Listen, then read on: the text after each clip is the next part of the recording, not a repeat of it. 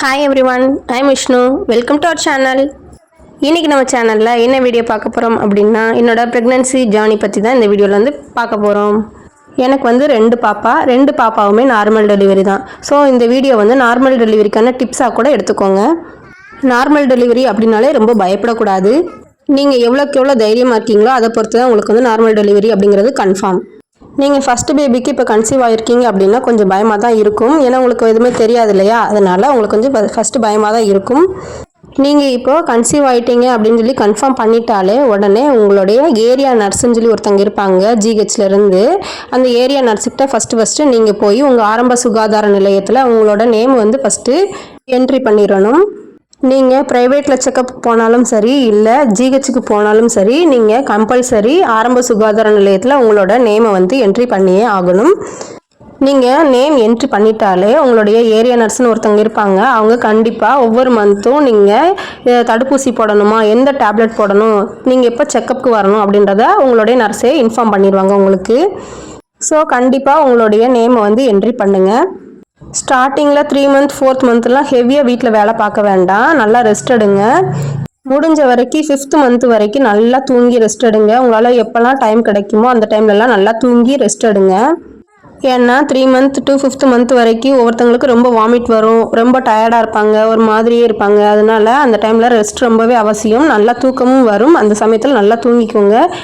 இப்போது வீட்டில் உங்களுக்கு சப்போர்ட் பண்ண யாருமே இல்லை, தனியாக நீங்கள் தான் மேனேஜ் பண்ணுறீங்க அப்படின்னு சொன்னால் ரொம்ப ஹெவியான வெயிட்டாக தூக்காதீங்க.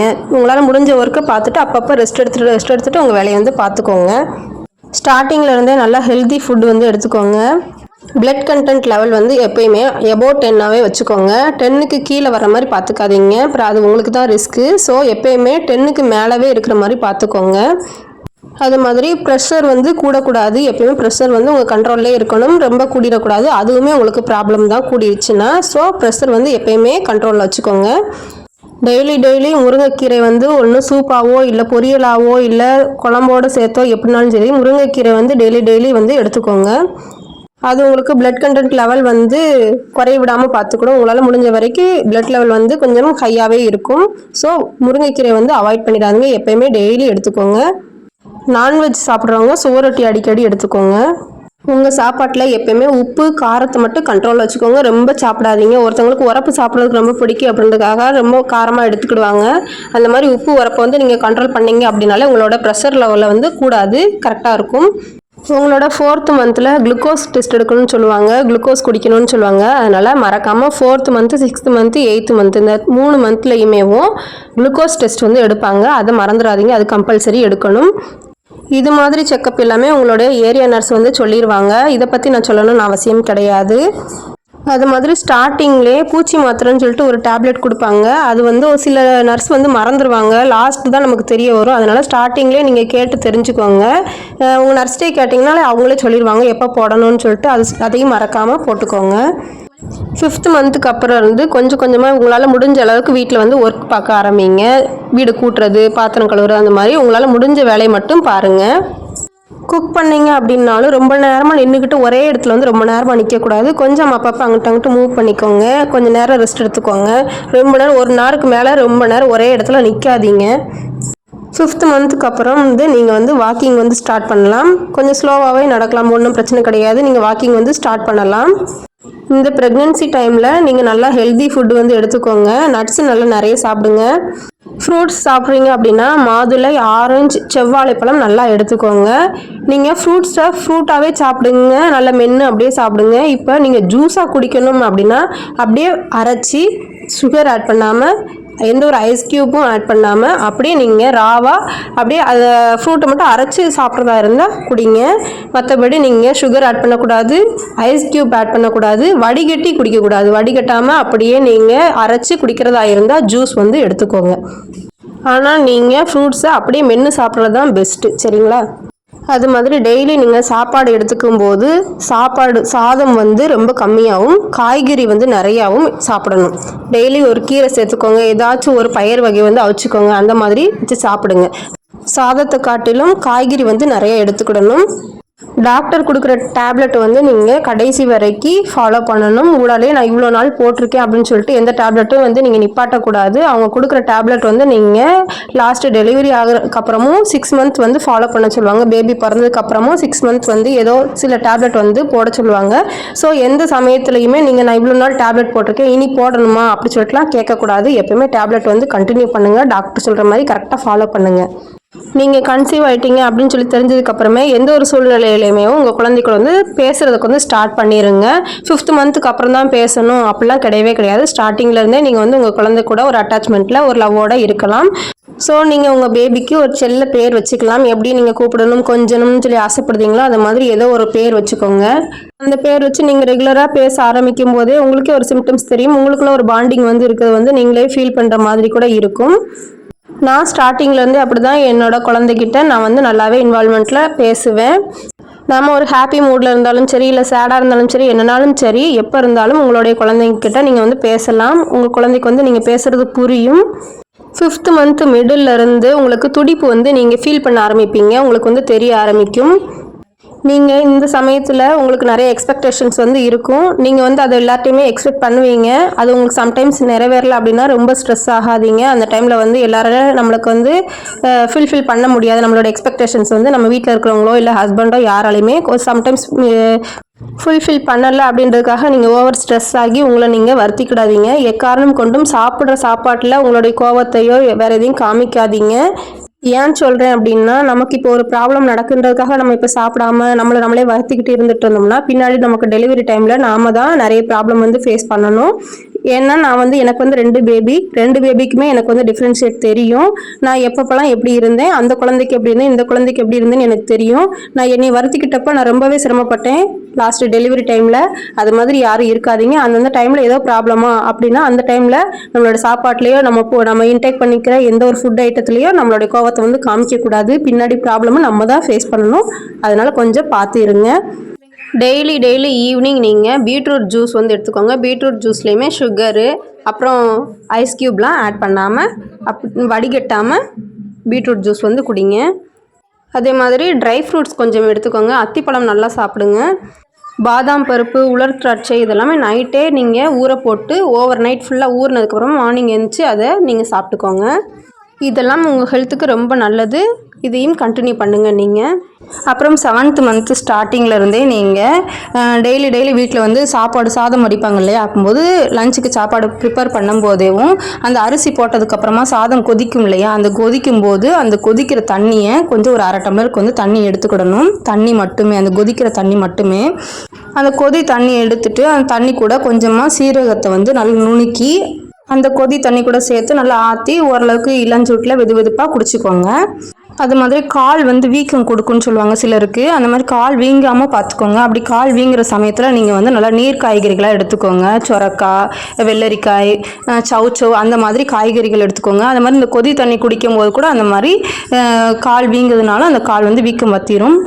அது மாதிரி ப்ரெக்னென்சி டைமில் நீங்கள் வந்து பாத்ரூம் போகிறதுக்கு யோசிக்கவே கூடாது. எப்போல்லாம் பாத்ரூம் போகணுன்னு தோணுதோ அப்போதெல்லாம் போயிட்டு வந்துடுங்க. ரொம்ப நேரம் வந்து அடக்கிட்டுலாம் இருக்கக்கூடாது. 5th மந்த்துக்கு அப்புறம் இருந்தே நீங்கள் ஒன் சைடாக திரும்பி பழகிக்கோங்க. அது மாதிரி படுத்துக்கிட்டே பரண்டு படுத்துக்கிறது அந்த மாதிரிலாம் இருக்கக்கூடாது. எப்போயுமே எஞ்சி உக்காந்து ஒன் சைடாக திரும்பி படுத்து பழகிக்கோங்க. உங்களுக்கு ஒரு மாதிரி கம்ஃபர்டபுளாக இல்லை அப்படின்னா காலுக்கு நடுவில் ஒரு தலைவாணி வச்சுக்கோங்க. அது மாதிரி பேக் சைடு முதுகு பெயின் ரொம்ப வந்து பேக் பெயின் வரும். அந்த மாதிரிலாம் அதுக்கடுத்து மந்த்து கூட வந்து உங்களுக்கு பெயின் வந்து கொஞ்சம் ஜாஸ்தியாகும். அந்த சமயங்கள்லாம் உங்களுக்கு படுக்கும்போது எப்படிலாம் படுக்கும்போது வைக்கணுமோ அது மாதிரி அட்ஜஸ்ட் பண்ணி தலைவாணி வந்து யூஸ் பண்ணிக்கோங்க. 7th மந்த்லேருந்து நீங்கள் எக்ஸசைஸ் கொஞ்சமாக ஸ்டார்ட் பண்ணலாம். அது மாதிரி நீங்கள் வாக்கிங் போகும்போதே கொஞ்சம் ஸ்பீடாக கொஞ்சம் நடக்கலாம். நீங்கள் வந்து கொஞ்சம் ஒரு அவசரத்துக்கு நடந்தீங்கன்னா எப்படி நடப்பீங்க அந்த மாதிரி கூட கொஞ்சம் ஸ்பீடாக நடக்கலாம். கொஞ்சம் மேடு பள்ளம் தெரிகிற மாதிரி குழந்தைக்கு நடக்கும். நேரம் ஸ்மூத்தாகவே நடந்துட்டு இருக்கக்கூடாது. நீங்கள் ஒரு பள்ளத்தில் நடக்கீங்க, மேட்டில் நடக்கீங்கன்னு கூட குழந்தைக்கு தெரிகிற மாதிரி கூட கொஞ்சம் ஒரு லைட்டாக ஒரு ஸ்பீடில் கூட நடக்கலாம். நான் இது எல்லாமே நான் செஞ்சது மட்டும்தான் சொல்கிறேன். உங்களுக்கு எப்படியோ உங்களோட டாக்டர் எதுவும் கன்சல்ட் பண்ணியிருந்தாங்கன்னா நீங்கள் அதை மாதிரி ஃபாலோ பண்ணுங்கள். நான் வந்து என்னோடய எக்ஸ்பீரியன்ஸில் நான் வந்து இதை சொல்லியிருக்கிறேன். நான் இப்படி தான் ஃபாலோ பண்ணேன். உங்களுக்கு வாக்கிங் போகிற மாதிரி பிளேஸ் நிறையா இல்லை, கம்மியாக தான் இருக்குது அப்படின்ற பட்சத்தில் இந்த 8 வாக் சொல்லுவாங்களே அந்த மாதிரி வீட்டிலையேவும் நீங்கள் உங்களுக்கு கம்மியாக தான் இடம் இருக்குது அப்படின்ற பிளேஸில் நல்லா பெருசாக ஒரு 8 போட்டுக்கோங்க. அதில் நல்லா நெளிஞ்சு அந்த மாதிரி கூட நடக்கலாம். அதுவும் உங்களுக்கு நல்லா யூஸ்ஃபுல்லாக இருக்கும். எக்காரணம் கொண்டு இந்த டைமில் டெலிவரியை பற்றி பயப்படாதீங்க. நல்லா தைரியமாக மட்டும் இருங்க. நம்ம குழந்தை நல்லபடியாக நம்ம பெற்றெடுப்போம் அப்படி சொல்லி ஒரு தைரியத்தை மட்டும் நல்லா ஸ்ட்ராங்காக வச்சுக்கோங்க. இந்த டைமில் நம்ம கூடவே ஹஸ்பண்ட் இருப்பாங்க, பேரண்ட்ஸ் இருப்பாங்க, ரிலேட்டிவ்ஸ் இருப்பாங்க, எல்லாருமே இருப்பாங்க. அதெல்லாம் ஒன்றும் ஆகாது செய்யன்னு சொல்லி தைரியம் சொல்லுவாங்க, எல்லாமே பண்ணுவாங்க. ஆனால் அந்த பெயினை வந்து நீங்கள் தான் தாங்க போகிறீங்க. எவ்வளோ பெரிய பெயின் வந்தாலும் நம்ம தான் தாங்கணுன்ற மைண்ட் செட் வந்து ஃபஸ்ட்டே வச்சுக்கோங்க. அவங்க என் கூட இருப்பாங்களா, இவங்க என் கூட இருப்பாங்களா அப்படின்னு சொல்லிட்டு யாரையுமே தேடாதீங்க. யார் இருந்தாலும் இல்லைனாலும் குழந்தைய நல்லபடியாக பெற்று எடுக்கணும் அப்படி சொல்லி மட்டும் மைண்டை நல்லா ஸ்ட்ராங்காக வச்சுக்கோங்க. பெயின் லேசாக வந்தால் கூட எனக்கு இப்படி வலிக்குதே அப்படி சொல்லிட்டு துடிச்செல்லாம் போகக்கூடாது. இதெல்லாம் ஒரு வழியாக நமக்கு வந்து நம்மளோட பேபி வந்து நல்லா ஹெல்த்தியாக இருக்குது, உள்ளக்கு வந்து நல்லா ஆக்டிவாக இருக்குது அப்படி சொல்லி நீங்கள் வந்து ஹாப்பியாக தான் எடுத்துக்கிடணும். பெயின் வந்தாலும் இதுக்கப்புறமா இன்னும் நிறைய வலி இருக்குது அப்படி சொல்லிட்டு அடுத்த வலி நீங்கள் எக்ஸ்பெக்ட் பண்ணிகிட்டே இருந்தால் தான் இந்த வலி வந்து உங்களுக்கு பெருசாக தெரியாது. டெலிவரி பெயின் வந்து உங்களுக்கு டெலிவரி பெயினே வந்தாலும் குழந்தை பிறக்கிற சமயமே ஆனாலும் இதுக்கப்புறம் ஒரு வலி கூட நமக்கு இருக்குது அப்படி சொல்லி நம்ம நினச்சிக்கிட்டா தான் இந்த வலியை நம்மளால் தாங்க முடியும். அந்த மாதிரி மைண்ட் செட்டை வந்து வச்சுக்கோங்க.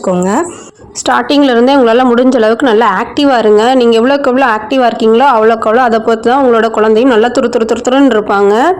டெலிவரி சமயத்தில் நீங்கள் இப்போ ஜிஹெச்க்கு தான் போகிறீங்க அப்படின்னு சொல்லி கம்பல்சரி நீங்கள் வந்து கன்ஃபார்ம் பண்ணிட்டீங்க அப்படின்னு சொல்லி சொன்னால் அந்த சமயத்தில் அங்கே போய் நீங்கள் லேசாக வலிக்கும் போது ரொம்ப கத்தக்கூடாது. உங்களால் முடிஞ்ச அளவுக்கு உங்களுடைய வலிகளை வந்து கண்ட்ரோல் பண்ண பார்த்துக்கோங்க. நீங்கள் வலிக்குதுன்னு சொல்லிட்டு கத்துனீங்க அப்படின்னா அங்கே இருக்கிற நர்ஸ் எல்லாமே ரொம்ப கொஞ்சம் உங்களை இப்படி கத்துறாங்க, நமக்கு வந்து கோஆப்ரேட் பண்ண மாட்டேங்காங்கன்னு சொல்லிட்டு அவங்க வந்து டென்ஷன் ஆகிடுவாங்க. அதனால நீங்கள் அங்கே இருக்கிற சூழ்நிலையும் கொஞ்சம் புரிஞ்சுக்கிடணும். அதுக்காக நீங்கள் இப்படி உங்களுக்கு பெயின் இருக்குன்றதுக்கு இல்லைன்னு சொல்லலை, பெயின் இருக்கத்தான் செய்யும். நீங்கள் கொஞ்சம் கண்ட்ரோலாக இருங்க. முடிஞ்ச வரைக்கும் ரொம்ப சவுண்டு கொடுத்து கத்தாதீங்க. ஹாஸ்பிட்டலில் இருக்கிறவங்கள நம்ம சொல்லவும் முடியாது. ஒரு நாளைக்கு அவங்க நிறைய கேசஸ் பார்க்காங்க. ஸோ அதையும் நம்ம கொஞ்சம் புரிஞ்சுக்கிடணும். வேணும்னே யாரும் ஹார்ஷாக ட்ரீட் பண்ண மாட்டாங்க இல்லையா? கண்டிப்பாக தடுப்பூசி வந்து போட்டுக்கோங்க. ஊசி போடுறதுக்கு சிலருக்கு வந்து தெரியல, எனக்கு தெரியாது அப்படிலாம் கூட சிலர் சொல்லுவாங்க. அப்படிலாம் இருக்காதீங்க. கண்டிப்பாக தடுப்பூசி வந்து கண்டிப்பாக போட்டுக்கோங்க. ஸ்டார்டிங்லேயே போட்டுருவாங்க. அந்த மாதிரி ஜிஹெச்சில் போய் போட்டுக்கோங்க. லாஸ்ட் டைம் வரைக்கும் எந்த ஹாஸ்பிட்டல் போக போகிறீங்கன்ற ஒரு கன்ஃபியூஷன்லேயே இருக்காதீங்க. ஸ்டார்டிங்லேயே ஃபிக்ஸ் பண்ணிக்கோங்க. நான் வந்து ஜிஹெச்சில் போகிறேன், இல்லை ப்ரைவேட் ஹாஸ்பிட்டல் போகிறேன். எந்த ஹாஸ்பிட்டலுக்கு போகிறீங்களோ அதை வந்து ஃபஸ்ட்லேயே மைண்டை ஃபிக்ஸ் பண்ணிக்கோங்க. அந்த ஹாஸ்பிட்டலை ஃபஸ்ட்டு நீங்கள் ஃபஸ்ட்டு நல்லா நம்பணும். உங்களுக்கு நம்பிக்கையாக இருக்குதா, உங்களுக்கு வந்து நீங்கள் வந்து கம்ஃபர்டபுளாக இருக்கீங்களா, உங்களை எல்லாமே நல்லா ட்ரீட் பண்ணுறாங்களா, அந்த மாதிரிலாம் உங்களுக்கு ஸ்டார்டிங்கில் ஒரு டைம் போகும்போதே நல்லபடியாக தெரிஞ்சிடும். அதில் வச்சுட்டேவும் நீங்கள் ஓகே இங்கே வந்து டெலிவரி பார்த்தா நல்லாயிருக்கும் அந்த மாதிரி தெரிஞ்சிருச்சு அப்படின்னா நல்லா கான்ஃபிடெண்ட்டாக இருங்க. மாறி இங்கே போகவா அங்கே போகிறவான்னு சொல்லி ஒரு சொதப்பில் வந்து வச்சுக்கிட்டே இருக்காதீங்க கடைசி வரைக்கும். இப்போ அதுவுமே உங்களுக்கு ஒரு பயத்தை தான் கொடுத்துக்கிட்டே இருக்கும். என்னோட டெலிவரி வந்து ஜிஹெச்சில் தான் நான் வந்து பார்த்தேன். எனக்கு ஜிஹெச் போகணுன்னு தான் தோணுச்சு. அதனால் நான் வந்து என்னோட டெலிவரி ஜிஹெச் தாங்க பார்த்தது. 8th மந்த்துக்கு அப்புறம் நல்லா பட்டர்ஃப்ளை எக்ஸசைஸ்லாம் நல்லா பண்ணுங்கள். அது மாதிரி டக் வாக் போகலாம், நல்லா ஸ்டெப்ஸ் ஏறி இறங்கலாம். இந்த மாதிரியெல்லாம் செஞ்சிங்கன்னா உங்களோட இடுப்பு எலும்பு வந்து டெலிவரி டைமில் கொஞ்சம் நமக்கு ஃப்ளெக்சிபிளாக கொஞ்சம் நமக்கு ஈஸியாக இருக்கும். 8th மந்த்துக்கு அப்புறம் நீங்கள் குடிக்கிற அந்த கொதி தண்ணி குடிக்கிங்கல்ல, சீரகம் சேர்த்து அந்த தண்ணி கூட கொஞ்சமாக விளக்கெண்ணெய் இல்லைன்னா வெண்ணெய் சேர்த்துக்கோங்க. ஒரு அரை ஸ்பூன் சேர்த்தா கூட போதும். வெண்ணெய்னா கொஞ்சமாக சேர்த்து அதையும் நல்லா ஆற்றி குடிச்சிக்கோங்க. அது மாதிரி குடிக்கலாம். வெண்டைக்காய் நல்லா சாப்பிடுங்க. கொஞ்சம் வளவளப்பான காய்கள் வந்து கொஞ்சம் நல்லா சாப்பிடுங்க. இந்த மாதிரிலாம் செஞ்சிங்கன்னா உங்களுக்கு கம்பல்சரி நார்மல் டெலிவரி ஆகிறதுக்கு சான்ஸ் வந்து நிறையவே இருக்குது. மந்த்து கூட உங்களுக்கு டெலிவரி டைம் நெருங்க உங்களுக்கு வந்து தூக்கம்ங்கிறது ரொம்பவே குறைஞ்சிரும். பேக் பெயின் இருக்கும், உங்களுக்கு வந்து குழந்தை வந்து ரொம்ப எட்டி உதைக்க செய்ய அந்த மாதிரிலாம் இருக்கும். அந்த சமயங்கள்லாம் உங்களுக்கு பெயின் இருக்கிறதுனால தூக்கம் ஒரு பக்கம் வராது, ஒரு பக்கம் டெலிவரி நினச்சி பயத்தில் தூக்கம் வராது. அப்போது நம்மளோட பார்ட்னர் வந்து தூங்கிட்டு இருக்கிற பார்க்கும்போது அவங்க இப்படி தூங்குறாங்க, நம்மளை கன்சிடர் பண்ண மாட்டேங்காங்க, அவங்க மட்டும் தூங்குறாங்களேன்னு சொல்லிட்டு ஸ்ட்ரெஸ் ஆகாதீங்க. பேபி பிறந்ததுக்கப்புறமா இதை விட உங்களுக்கு ஹெவியாக தூக்கம் இருக்காது. ஸோ அதுக்கான ஒரு ட்ரைனிங் அப்படின்னு கூட நீங்கள் நினச்சிக்கோங்க. கரெக்டாக 5th மந்த் மிடில்லேருந்தே உங்களுக்கு துடிப்பு வந்து தெரிய ஆரம்பிக்கும். அப்போ இருந்து நீங்கள் வந்து உங்களோட பேபியை வந்து ஃபீல் பண்ண ஆரம்பிச்சிருவீங்க. 7th மந்த் 8th மந்த்லாம் நல்லா எட்டி உதைப்பாங்க, அதுவும் நல்லாயிருக்கும். அந்த இதெல்லாம் நல்லா ஃபீல் பண்ணி என்ஜாய் பண்ணுங்கள் அந்த டைமில். மேக்ஸிமம் கீழே உட்கார்ந்து பாருங்கள், கீழே உட்காருங்க, கால் நீட்டி உட்காருங்க. படுக்கிறதா இருந்தாலும் கீழே பாய் விரித்து தரையிலே படுங்க. மேக்ஸிமம் பெட்டு சோஃபா அது மாதிரிலாம் அவாய்ட் பண்ணிடுங்க. முடிஞ்ச வரைக்கும் வீடை க்ளீன் பண்ணும்போது நல்லா குனிஞ்சு வீட்டை கூட்டி பாருங்கள். நல்லா நீங்கள் குனிஞ்சு நிமிர்ந்து அந்த மாதிரிலாம் இருந்தீங்க அப்படின்னா உங்களுடைய இடுப்பு வந்து கொஞ்சம் ஃப்ளெக்சிபிளாகும். டெய்லி நீங்கள் வாக்கிங் போகும்போது ஒரு 7th மந்த்துக்கு அப்புறம் வந்து அடி வயிறில் நல்லா ஆயில் அப்ளை பண்ணிக்கோங்க. விளக்கெண்ணெய் வந்து நல்லா தேய்ச்சிட்டு நல்லா வாக்கிங் போயிட்டு வாங்க. போயிட்டு வந்ததுக்கப்புறமா 7th மந்த்லேருந்து டெய்லி ஈவினிங் நல்லா உங்களால் எவ்வளோ ஹீட் தாங்க முடியுமோ அவ்வளோ ஹீட்டில் வந்து வெந்நீர் வந்து வச்சு நல்லா ஒரு குளிச்சிருங்க. வாக்கிங் போயிட்டு வந்ததுக்கப்புறமா நல்லா ஆயில் அப்ளை பண்ணிவிட்டு வாக்கிங் போங்க. வாக்கிங் போயிட்டு வந்துட்டு நல்லா உங்களால் சூடு பொறுக்கிற அளவுக்கு வெந்நீர் வந்து நல்லா இடுப்புக்கு கீழே நல்லா ஊற்றுங்க. இடுப்புலலாம் நல்லா ஊற்றுங்க. உங்களுக்கு நல்லாயிருக்கும். பெயின் அதாவது நல்லா நைட்டு தூங்கிடுவீங்க. எனக்கு தெரிஞ்சது அவ்வளோதான் ஃப்ரெண்ட்ஸ். இப்படி தான் நான் ஃபாலோ பண்ணேன். வேறு ஏதாவது நான் மிஸ் பண்ணியிருந்தேன் அப்படின்னா நெக்ஸ்ட் வீடியோவில் எப்படியாவது நான் சொல்ல ட்ரை பண்ணுறேன். இப்போ இது எல்லாமே நான் ஃபுல் அண்ட் ஃபுல் நான் ஃபாலோ பண்ண விஷயத்த மட்டும்தான் நான் ஷேர் பண்ணியிருக்கிறேன். என்னோட ப்ரெக்னென்சி டைமில் நான் இந்த மாதிரி தான் நான் வந்து இருந்தேன். இந்த மாதிரி தான் ஃபாலோ பண்ணேன். ஸோ நீங்களும் இந்த மாதிரி இருக்கணும்னு ட்ரை பண்ணீங்க அப்படின்னா உங்களுக்கு எது வேணுமோ அந்த மாதிரி விஷயங்கள் மட்டும் எடுத்துக்கோங்க. ஒருத்தங்க ஹெல்த் வந்து எப்படி இருக்கும்னு நமக்கு தெரியாது இல்லையா? என்னோட ஹெல்த்துக்கு நான் இப்படி தான் நான் வந்து ஃபாலோ பண்ணேன். அது மாதிரி அடிக்கடி வந்து நான் டெலிவரி டைம் நெருங்க அப்போது நான் வந்து என்னோடய பேபிட்ட வந்து நல்லா பேசுவேன். பாப்பா நீ எப்போ பிறந்தாலும் அம்மாவுக்கு வந்து நார்மல் டெலிவரியில் தான் பிறக்கணும். அந்த மாதிரி வந்து நம்ம வந்து என்னோடய குழந்தைகிட்ட நான் எப்போயுமே சொல்லிட்டே இருப்பேன். அம்மா வந்து கஷ்டப்படுத்தக்கூடாது, நார்மல் டெலிவரியில் தான் தங்க பிறக்கணும் அந்த மாதிரி சொல்லுவேன். நீங்களும் அந்த மாதிரி உங்கள் குழந்தைகிட்ட நீங்கள் உங்களுக்கு எந்த மாதிரிலாம் குழந்தை வந்து பிறக்கணும் நிறைய எக்ஸ்பெக்டேஷன் இருக்கும் இல்லையா? அதெல்லாம் நீங்கள் வந்து உங்கள் குழந்தைகிட்ட நல்லா ஷேர் பண்ணி நல்லபடியாக மனசு விட்டு பேசுங்க. உங்கள் பேபிகிட்ட எப்போவுமே பாசிட்டிவாகவே பேசுங்க. என்ன பேசினாலும் நல்ல விதமாகவே பேசுங்க. உங்களுக்கு இந்த வீடியோ பிடிச்சிருந்துச்சுன்னா லைக் பண்ணுங்கள், மறக்காமல் கமெண்ட் பண்ணுங்கள். என்னோடய சேனலில் நான் போடுற வீடியோஸ் உங்களுக்கு பிடிச்சிருந்துச்சுன்னா மறக்காமல் என்னோடய சேனலை சப்ஸ்கிரைப் பண்ணி வச்சுக்கோங்க. தேங்க்ஸ் ஃபார் வாட்சிங்.